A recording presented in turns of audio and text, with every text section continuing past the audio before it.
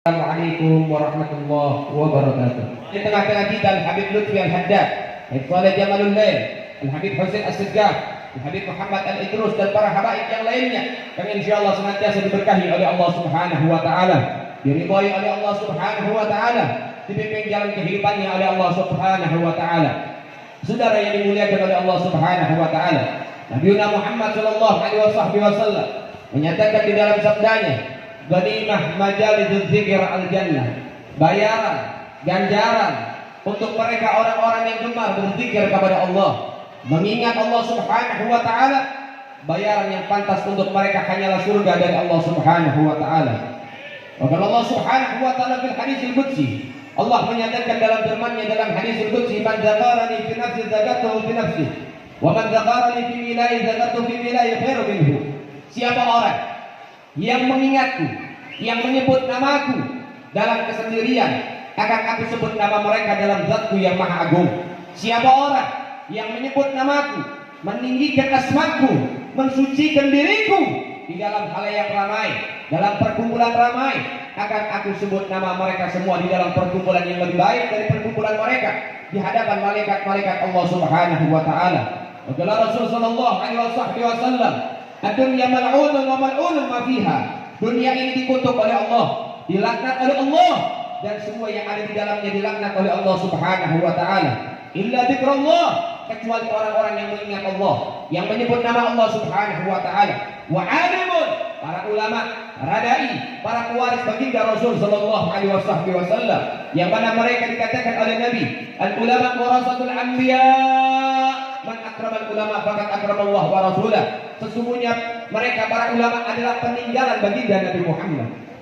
Siapa yang memuliakan ulama, siapa yang menghormati mereka, sama halnya mereka itu menghormati Allah Subhanahu wa taala. Siapa yang benci ulama, siapa yang mencaci maki ulama, maka mereka juga telah membenci Allah dan Rasul. Na'udzubillah tsumma na'udzubillah. Saudara yang dimuliakan oleh Allah. Yang ketiga, wa muta'allimun, dan para pencari ilmu, para orang-orang yang aktif di majlis-majlis ilmu agama Allah, yang mana mereka telah mendapatkan kabar baik dari baginda Nabi Muhammad sallallahu alaihi wasallam. Man salaka tariqan yatamisu bihi ilma, sahalallahu lahu bihi tariqan ila jannah. Siapa gemar orang yang hadir di majlis-majlis ilmu, majlis-majlis taklim, majlis-majlis zikir, maka mereka semua akan dipermudah jalannya untuk masuk dalam surga Allah Subhanahu wa taala. Lebih-lebih saudara yang dimuliakan oleh Allah, saat ini kita berkumpul di dalam bulan yang agung, bulan yang mana diberikan keistimewaan oleh Allah Subhanahu wa taala, min ashhurul hurum, daripada bulan-bulan yang diagungkan oleh Allah Subhanahu wa taala. Maka Allah Subhanahu wa taala di Quran, bismillahirrahmanirrahim, inna iddatas shuhuri indallahi 12 syahran fi kitabillah yauma khalaqas samawati wal ardh minha arba'atun hurum ila akhir ayat. Allah nyatakan dalam firman-Nya, sesungguhnya jumlah bilangan bulan di sisi Allah terdapat 12 bulan. Mau Masehi, mau Samsiah, mau Qamariyah, mau Samsiah dan lain sebagainya, mau Hijriyah, mau Masehi, semua jumlahnya 12 bulan. Sepintar apapun peneliti, secanggih apapun teknologi, tidak ada yang dapat menambah 1 bulan ataupun mengurangi 1 bulan. Kenapa? Di kitabillah, telah ditetapkan oleh Allah Subhanahu wa taala di dalam ketetapan keabadian oleh Allah Subhanahu wa taala. Yauma khalaqas samawati wal ardh, semenjak Allah menciptakan langit dan bumi, Allah tetapkan hanya ada 12 bulan yang berlaku. Minha arba'atun hurum, dari 12 bulan ini ada 4 bulan agung, ada 4 bulan istimewa, ada 4 bulan yang diagungkan oleh Allah Subhanahu wa taala. Sebagaimana ditafsirkan oleh Sayyidina Muhammad, diterangkan oleh Sayyidina Muhammad, 4 bulan agung, 3 bulan berurutan, 1 bulan sendirian, yaitu Dzulqa'dah, Dzulhijjah, Muharram, dan yang terakhir adalah bulan Rajab. Sekarang kita berada di dalam bulan Muharram, yang mana bulan ini termasuk daripada bulan-bulan yang diagungkan oleh Allah. Sehingga saudara yang dimuliakan oleh Allah, pengagungan dalam bulan Muharram ini adalah perintah Sayyidina Muhammad sallallahu alaihi wasallam. Adanya daripada tahun baru Islam, adanya daripada kebiar, pawai obor dan lain sebagainya, itu termasuk mengagungkan syiar agama Allah Subhanahu wa taala, meninggikan zikrullah Subhanahu wa taala, sehingga Allah nyatakan, wa man yu'azzim syiarillah fa innaha min taqwal qulub. Siapa orang yang mengagungkan syiar agama Allah Subhanahu wa taala, itu termasuk dari kesempurnaan takwa di dalam hatinya. Meninggikan kalimat tauhid, meninggikan bendera tauhid, itu termasuk daripada syiar agama Allah Subhanahu wa taala, sehingga kita bisa menjadi memberikan daripada masukan, memberikan daripada kesimpulan, siapa yang berani membenci kalimat tauhid, membenci bendera tauhid, mereka musuh agama Allah Subhanahu wa taala. Saudara, saya ini sudah jelas mengagungkan syiar agama Allah, kesempurnaan takwa, dan menurunkan daripada syiar agama Allah, membenci syiar agama Allah, berarti itu daripada kehilangan takwa di hadapan Allah Subhanahu wa taala. Saudara yang dimuliakan oleh Allah Subhanahu wa taala, bulan Muharram bulan mulia. Baru saja kita telah melewati daripada Asyura, tanggal 10 bulan Muharram. Ada apa di tanggal tersebut? Tanggal 10 bulan Muharram banyak keagungan, banyak kemuliaan. Daripada salah satunya, daripada kemuliaan-kemuliaan yang Allah berikan pada tanggal 10 bulan Muharram, yang pertama, Allah Ta'ala menerima taubatnya Nabi Allah Adam tepat pada tanggal 10 bulan Muharram. Ketika Nabi Allah Adam melewati satu kesalahan dengan memakan buah kuldi, maka dikeluarkanlah dari surga, diturunkan ke muka bumi. Nabi Allah Adam bertobat kepada Allah, sujud selama 100 tahun. Sebagian riwayat mengatakan 350 tahun, menyesali daripada perbuatannya, berlinang air matanya, sungguh-sungguh tobat kepada Allah Subhanahu wa taala, namun belum kunjung diterima tobatnya oleh Allah. Anda bisa bayangkan, saudara, satu kesalahan belum bisa ditebus dengan sujud panjang selama 100 tahun. Lalu bagaimana kesalahan yang kita miliki yang jumlahnya lebih banyak dari kedipan mata kita, saudara sekalian. Namun ada satu hikmah. Ketika Nabi Allah Adam sujud kepada Allah, ketika telah sampai di 10 Muharram, terlewati 100 tahun bahkan 350 tahun, diberikan ilham satu doa oleh Allah Subhanahu wa taala, yang dengan doa itu taubatnya Nabi Allah Adam diterima oleh Allah. Apa doanya? Allahumma ghfirli bihaqqi Muhammadin ila ghafartali. Allah mengajarkan doa kepada Nabi Adam. Doa tersebut, ya Rabb, dengan kemuliaan pemilik nama Muhammad, maka ampuni kesalahanku ya Allah. Sehingga dengan tawasulnya kepada Rasulullah, taubat Nabi Adam pun diterima oleh Allah Subhanahu wa taala. Sehingga saudara sekalian, dengan tawasulnya kita malam ini, dengan pembacaan maulid, pembacaan kisah kehidupan Rasulullah, dengan salawat memuji Rasulullah, mudah-mudahan yang punya dosa-dosanya diampuni oleh Allah Subhanahu wa taala, yang punya hajat-hajatnya dikabulkan oleh Allah Subhanahu wa taala, yang punya usaha-usahanya dilancarkan oleh Allah Subhanahu wa taala, sehingga hidup kita insyaallah lebih menjadi orang-orang yang bermanfaat dunia sampai akhirat. Amin ya rabbal. Yang kedua, yaitu Nabi Allah Nuh. Ketika Allah mengirimkan yang namanya musibah, bala, bencana, Allah banjirkan satu alam dunia yang membinasakan semua orang-orang yang ada. Yang selamat hanya orang-orang yang ikut di kapalnya Nabi Allah Nuh. Sehingga Nabi mengatakan, dan rakiban aja siapa orang yang ikut dengan kapalnya Nabi Nuh, mereka diselamatkan oleh Allah Subhanahu wa taala. Dan akhirnya saudara, reda itu air. Sukses Nabi Allah Nuh di dalam taatnya, selamat Nabi Nuh dan pasukannya tepat pada tanggal 10 bulan Muharram. Yang ketiga, Nabi Allah Musa ketika dikejar oleh tentara Fir'aun, Nabi Musa diperintahkan oleh Allah untuk memukul tongkatnya dan terbelah itu lautan. Nabi Musa berjalan di tengah laut dengan dikejar-kejar oleh pemimpin-pemimpin zalim. Lalu kemudian tepat sampai di ujung dengan perjalanan yang panjang selama berbulan-bulan, ternyata tepat pada tanggal 10 bulan Muharram, Nabi Musa diselamatkan, Fir'aun akhirnya dihancurkan oleh Allah Subhanahu wa taala.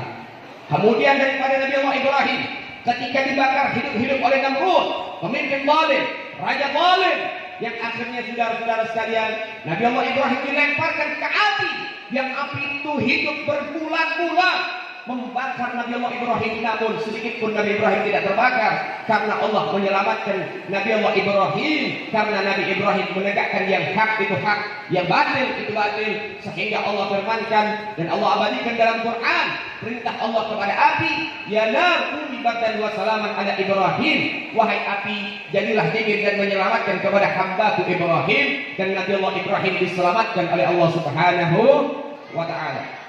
Nabi Allah Yunus yang ketika dimakan dan ditelan oleh ikan nun, terkurung di dalam perut ikan nun selama 40 hari 40 malam. Lalu kemudian saudara-saudara sekalian, Nabi Allah Yunus mengalami 3 macam kegelapan: kegelapan malam, kegelapan perut ikan, dan juga kegelapan tengah daripada samudra. kegelapan daripada dalamnya lautan, 3 kegelapan menjadi satu, dan akhirnya Nabi Allah Yunus mendekatkan diri kepada Allah, tambah dekat kepada Allah, diselamatkan keluar dari perut ikan tepat pada tanggal 10 bulan Muharram. Sehingga saudara, kita bisa ambil kesimpulan, tanggal 10 bulan Muharram adalah di mana Allah Ta'ala menyelamatkan kekasih-kekasih Allah Subhanahu wa Ta'ala dan menghancurkan musuh-musuh Allah Subhanahu wa Ta'ala. Maka harapan kita, semoga Allah Subhanahu wa Ta'ala menyelamatkan rakyat Indonesia, menyelamatkan negara Indonesia, menyelamatkan pemimpin Indonesia, menyelamatkan para ulama Indonesia, menyelamatkan segenap para generasi penerus Indonesia. Berkahnya Nabi Muhammad, berkahnya daripada 10 Muharram, insya Allah Allah Ta'ala mengabulkan kita punya hajat dan menjaga kita punya negeri. Amin ya Rabbal. Dan jika keinginan terbesar kita, doa kita, hajat kita, harapan kita, dengan kita tawassul kepada Nabi Muhammad, tawassul kepada Quran, tawassul dengan tempat-tempat kebaikan, kita mohon kepada Allah. Mudah-mudahan sebagaimana Allah menyelamatkan Nabi Musa, Allah menyelamatkan Nabi Ibrahim, Allah menyelamatkan Nabi Nuh, Allah menyelamatkan nabi-nabi yang lain, semoga Allah menyelamatkan Habib Rizik saudara. Amin. Semoga Habib Rizik bisa kembali ke tanah air dengan selamat. Amin ya Rabbal. Saudara yang dimuliakan oleh Allah Subhanahu wa Ta'ala, namun saat ini, malam ini, kita berada di dalam satu bentuk tasyakur kepada Allah. Kita masih mengenang para pahlawan, bersyukur di dalam bulan yang baik, dalam kegiatan yang baik, dengan sesuatu yang baik. Kita nggak boleh menghilangkan jasa para pahlawan kita. Anak-anak muda tidak boleh buta akan sejarah. Tidak boleh kita tidak mengenal siapa pahlawan yang berjuang buat Indonesia, saudara. Kemerdekaan Indonesia bisa kita rasakan saat ini bukan dengan mimpi indah, saudara, bukan dengan banyaknya makan dan tidur, saudara.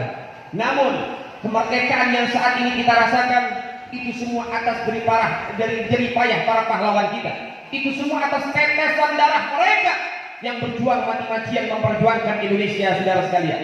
Lihat siapa sih yang punya andil besar sehingga Indonesia punya yang namanya kemerdekaan sampai detik ini terasa dalam kehidupan kita. Siapa yang berjuang ikhlas lillah wa fillah? Sebagian besar para pahlawan.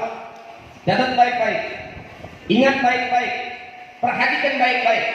Sebagian besar para pahlawan kita itu semua adalah para ulama, para habaib, para santri yang berjuang mati-matian buat Indonesia tanpa pamrih, saudara. Tidak percaya baik, saya akan sebutkan beberapa orang, saudara. Yang pertama, Jenderal Sudirman. Siapa yang tidak kenal dengan Jenderal Sudirman? Seorang jenderal yang gagah berani, yang luar biasa.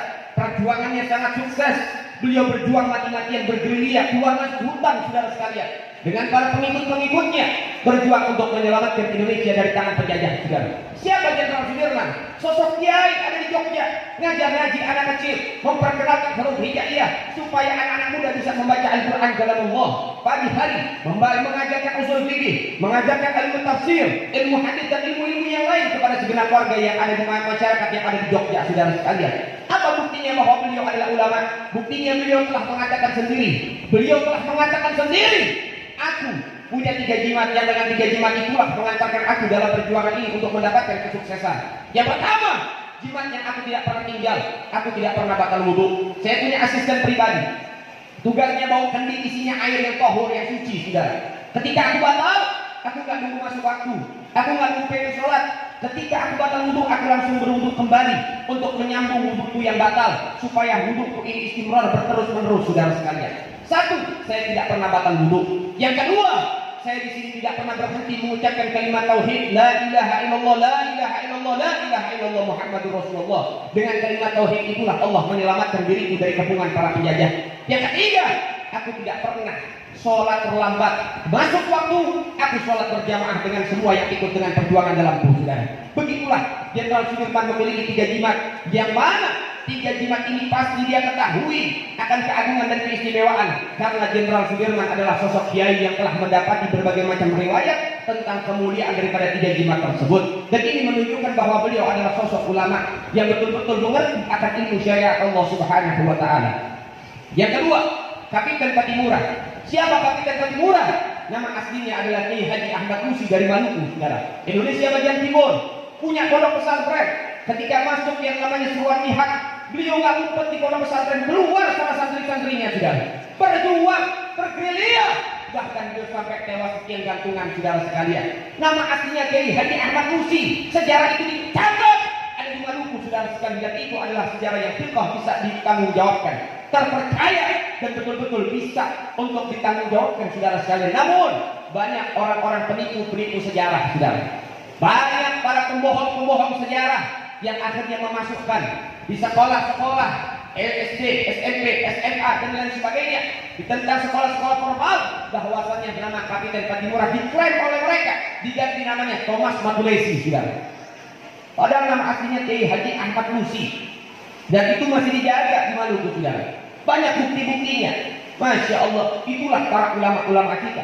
Begitulah para kiai-kiai kita berjuang tanpa pamrih, mengharapkan pujian dan popularitas. Saudara yang dimuliakan oleh Allah Subhanahu wa taala. Selain itu siapa lagi? Di Ponorogo. Siapa di Ponorogo? Pahlawan yang diakui oleh negara. Sama nama aslinya? Nama aslinya adalah Abdul Hamid, seorang ulama besar saudara-saudara sekalian. Berjuang mati-matian buat kita punya negeri. Kemudian siapa lagi? Ada yang namanya Imam Bonjol saudara. Siapa Imam Bonjol? Nama aslinya adalah Muhammad Syahabuddin. Ternyata Imam Bonjol masih keturunan Sayyidina Muhammad. Dan juga saudara sekalian catat baik-baik, Imam Bonjol ternyata masih salah satu kakeknya Habib Rizik saudara. Makin Abdul Abda, apa yang ada sama bapak ada sama anak. Kalau misalnya bapaknya baik, anaknya pasti baik saudara. Lihat bagaimana kakeknya Imam Bonjol, maka jadilah cucunya Habib Rizik saudara sekalian. Begitulah daripada keadaan sejarah kita saudara. Kemudian siapa lagi yang punya jasa besar buat Indonesia? Kalau Anda bicara Indonesia, Anda bicara kemerdekaan, Anda bicara NKRI, maka Anda juga harus membuka sejarah. Siapa yang punya andil buat Indonesia? Jangan ragukan bagaimana kecintaan Ahlul Bait terhadap Indonesia. Jangan ragukan bagaimana kesetiaan kita zuriat tadi terhadap Indonesia, saudara sekalian. Lihat siapa yang menyelamatkan bendera pusaka. Siapa yang membuat 17 Agustus lagunya? Siapa yang membuat lagu syukur yang betul-betul diakui di dalam negara kita? Ternyata itu semua lahir dari karya Ahlul Bait Sayyidina Muhammad sallallahu alaihi wasallam. Yang mengarang 17 Agustus, yang mengarang syukur, dia adalah Al-Habib Hussein bin Salim Al-Mutahhar dari Semarang. Beliau juga yang menyelamatkan bendera pusaka saudara. Ketika Soekarno dikepung oleh Belanda, Soekarno memegang bendera merah putih. Ternyata Belanda mencari Soekarno dan bendera merah putih ini dimusnahkan ini bendera saudara. Kemudian Soekarno mengatakan, Pak Hussein, saya titipkan kepadamu ini bendera pusaka. Tolong selamatkan bendera ini. Maka Habib Hussein mengatakan, Pak Karno, saya akan jaga bendera ini seperti saya menjaga kehormatan Indonesia. Sehingga akhirnya bendera itu sampai di tangan-tangan kita atas perjuangan mereka saudara. Zuriat Sayyidina Muhammad, keturunan Sayyidina Muhammad, Al-Habib Hussein Al-Mutahhar saudara. Luar biasa bagaimana jasa keluarga Rasulullah sallallahu alaihi wasallam terhadap Indonesia. Kemudian lambang Garuda lahir dari tangan siapa? Tangan zuriat Sayyidina Muhammad. Syarif Hamid Al-Gadri atau Syarif Abdul Hamid, Syarif Sultan Abdul Hamid Al-Gadri dari Pontianak. Beliau yang menggambar, beliau yang mendesain daripada lambang Garuda yang saat ini lambang tersebut adalah lambang negara kita. Lambang kebanggaan kita lahir dari tangan zuriat Sayyidina Muhammad. Lahir dari tangan cucunya Rasulullah sallallahu alaihi wasallam. Lalu kemudian saudara, setiap 17 Agustus kita kibarkan bendera merah putih di depan rumah-rumah kita. Siapa yang nyuruh? Siapa yang menginstruksikan? Siapa yang memerintahkan? Siapa yang memfatwakan? Ternyata fatwa itu lahir daripada Al-Habib Ali bin Abdurrahman Al-Habsyi dari Kuitang, saudara sekalian. Ketika Soekarno memproklamasikan bahwasannya negeri kita telah merdeka, membacakan teks proklamasi, sehingga itu kabar sampailah kepada Al-Habib Ali bin Abdurrahman Al-Habsyi yang mana beliau adalah gurunya Soekarno, saudara. Kemudian Habib Ali Habsyi yang saat itu selesai sholat Jumat, karena teks pembacaan proklamasi itu tepat di hari Jumat, saudara. Selepas sholat Jumat, Al-Habib Ali Al-Habsyi langsung memberikan fatwa, mulai detik ini, mulai saat ini, setiap 17 Agustus pasang bendera merah putih di depan rumah-rumah kita, menunjukkan Indonesia telah merdeka, saudara. Ternyata lahir daripada fatwanya Ahlul Bait Sayyidina Muhammad.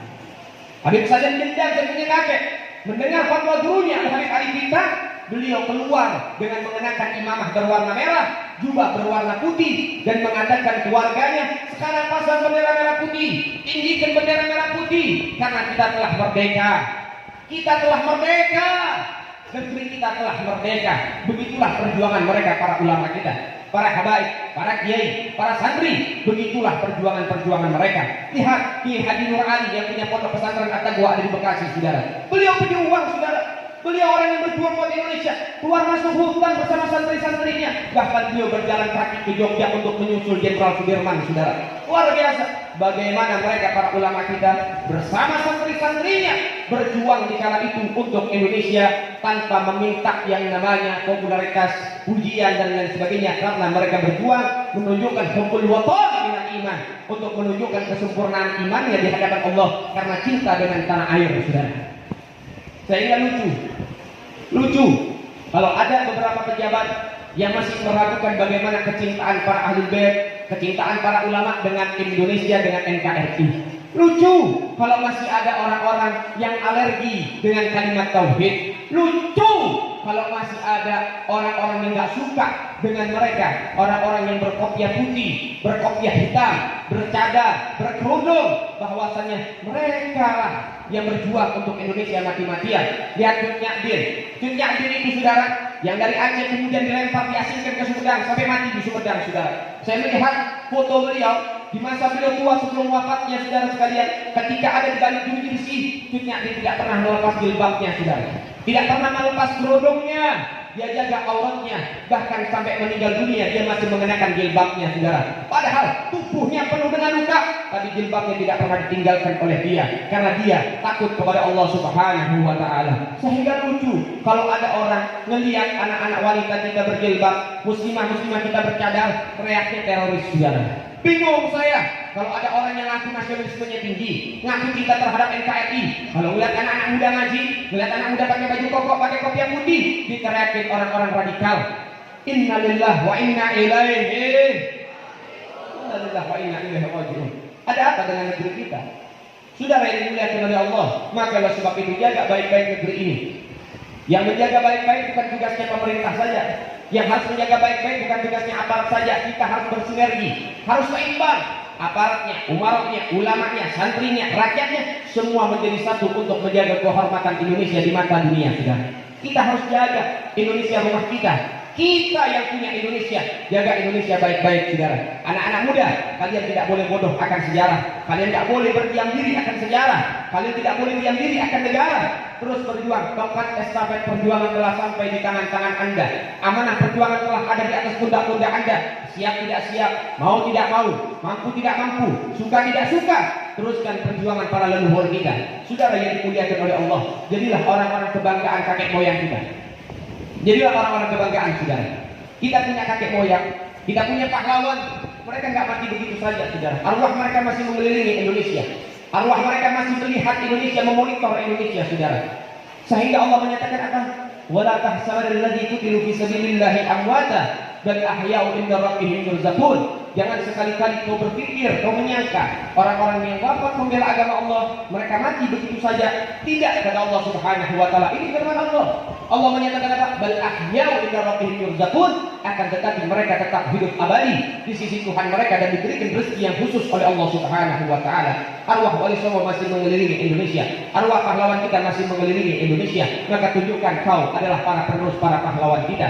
Jadilah pejuang, jangan pernah jadi pecundang, saudara. Saudara yang dimuliakan oleh Allah Subhanahu wa Ta'ala, perlu diperhatikan baik-baik. Dulu pahlawan kita telah wafat. Regenerasi pasti ada, yang melanjutkan pasti ada. Indonesia adalah negara pejuang, negara militer, negara patriot. Indonesia nggak pernah kehabisan para pejuang, saudara. Sampai kapanpun, bahkan sampai yaumil qiyamah, Indonesia tidak akan pernah kehabisan para pejuang. Ketika para pejuang satu telah meninggal, maka akan menimbulkan ribuan pejuang selanjutnya yang siap melanjutkan perjuangan. Sehingga saudara yang dimuliakan oleh Allah, kalau dulu para pahlawan kita telah wafat, para pahlawan kita telah meninggal dunia, arwahnya masih melihat kita, memonitor kita. Dulu kita telah kehilangan banyak pahlawan, saudara. Namun masih banyak pengganti-penggantinya.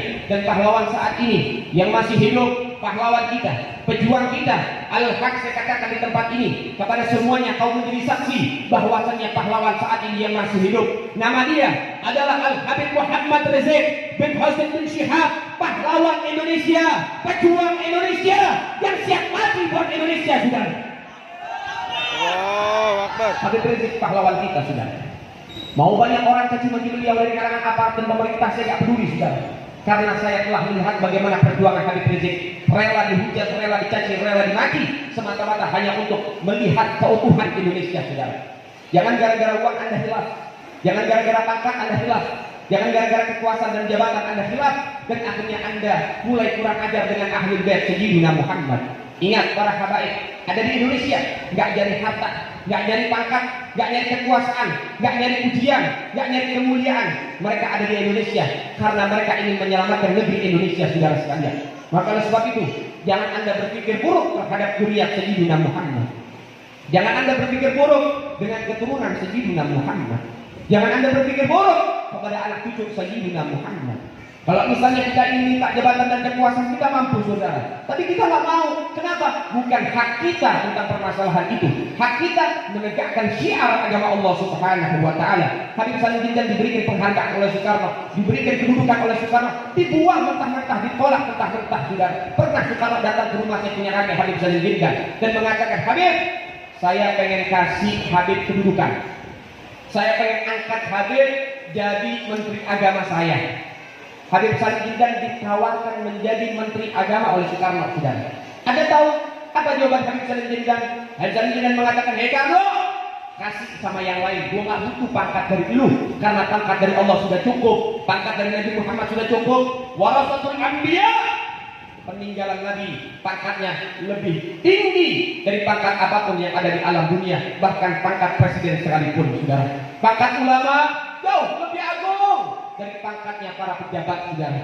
Tempat duduk para ulama, tikarnya, saudara, lebih agung di hadapan Allah daripada kursi kepresidenan, saudara. Maka oleh sebab itu, pangkat ulama jauh lebih agung dari segala-galanya, karena mereka adalah peninggalan Sayyidina Muhammad Sallallahu Alaihi Wasallam. Baru ini ulama betul, saudara, yang nggak gila jabatan, nggak gila kekuasaan, bukan mengaku ulama tapi cari kedudukan, saudara.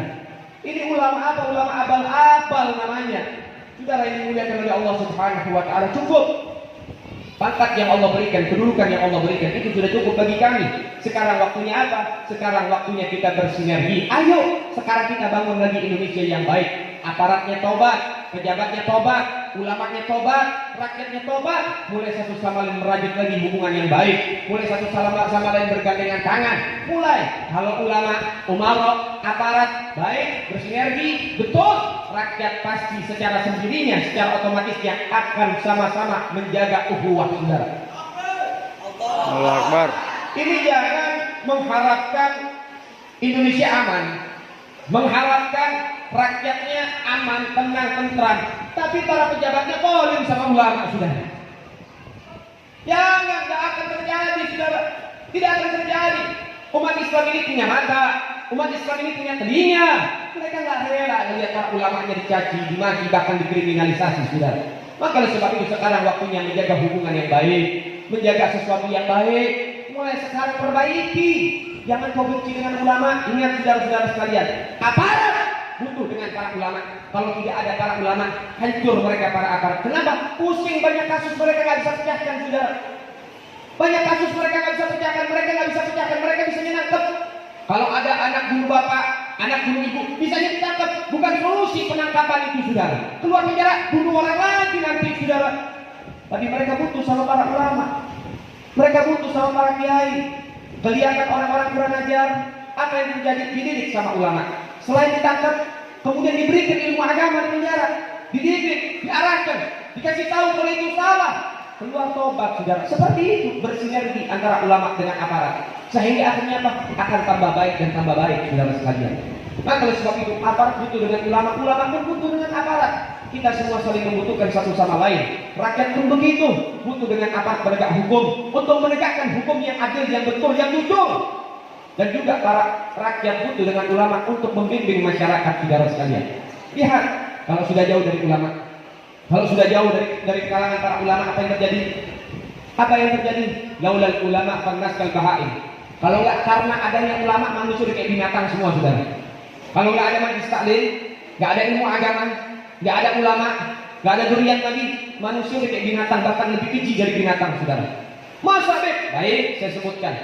Kasus pertama, saudara, di daerah Malang, seorang anak membakar hidup-hidup ibu kandungnya sampai mati, saudara. Tahu gara-gara apa?